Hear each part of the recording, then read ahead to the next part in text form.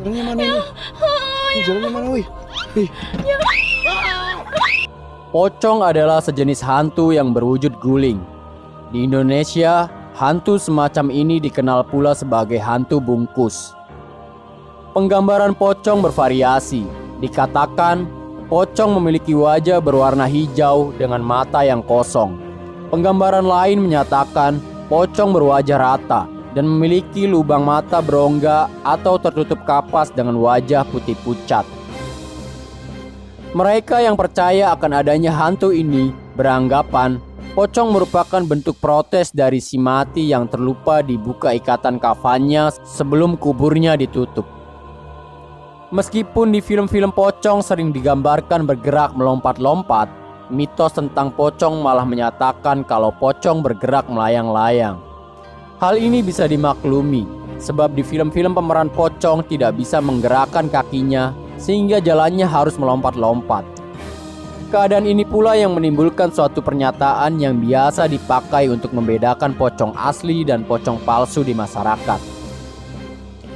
Kepercayaan akan adanya hantu pocong hanya berkembang di Indonesia, terutama di Jawa dan Sumatera.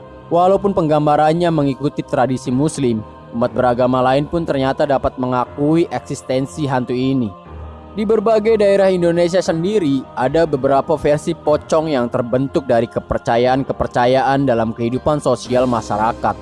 Salah satunya adalah pocong plastik, yang konon pernah menggegerkan warga Jakarta. Cerita tentang pocong plastik ini muncul dari kisah seorang wanita hamil yang dibunuh pacarnya. Ketika sedang diotopsi di rumah sakit, mayat wanita itu terus mengucurkan darah, sehingga pihak rumah sakit harus memutuskan untuk membungkusnya dengan plastik. Warga percaya bahwa kemunculan pocong ini karena arwah dari wanita itu ingin dibukakan ikatan plastik pada jasadnya. Lain cerita di daerah Sidoarjo, Jawa Timur. Ada versi penggambaran pocong dengan menaiki delman. Penduduk Sidoarjo menyebutnya sebagai andong pocong.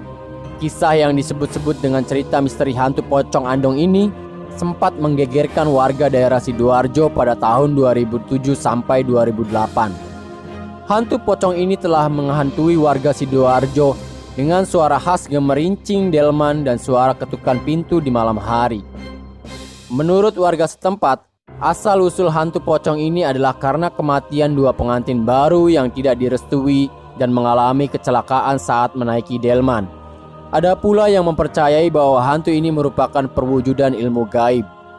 Ada juga masyarakat kita yang berasumsi bahwa asal-usul hantu pocong yaitu orang yang meninggal dunia pada saat dimakamkan tali pocongnya tidak dilepas, sehingga arwah si mayit bergentayangan untuk meminta tolong dibukakan tali pocongnya.